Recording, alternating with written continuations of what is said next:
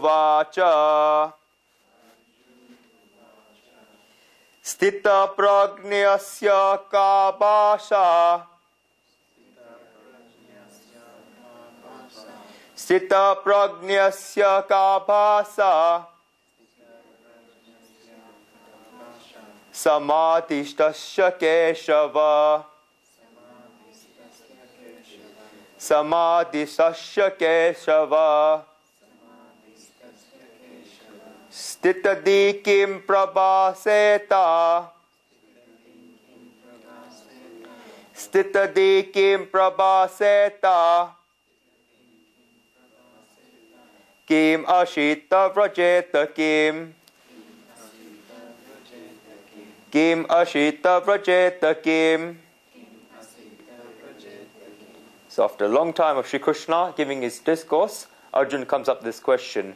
Arjuna said, what is the description of the man who has this firmly founded wisdom, whose being is steadfast in spirit, or Kesava, name for Krishna that we spoke about earlier? How should the man of settled intelligence speak?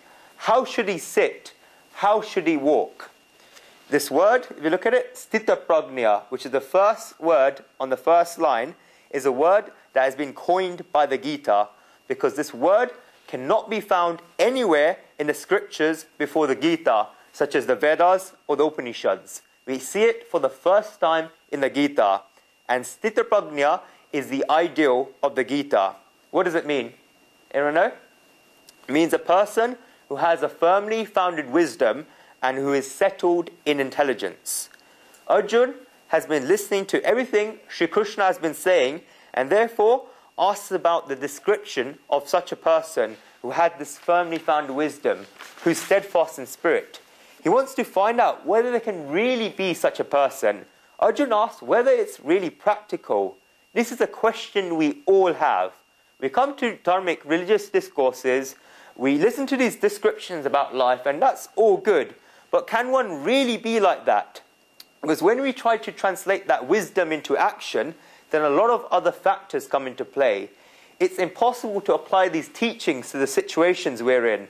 Dhruv, Prahlad, Amrish, Namdev, Narsi Mehta, Meera, and Kabir may have been able to do it in their circumstances. I mean the Dhruv from the Srimad Bhagavad scripture. But can we do it in our situations?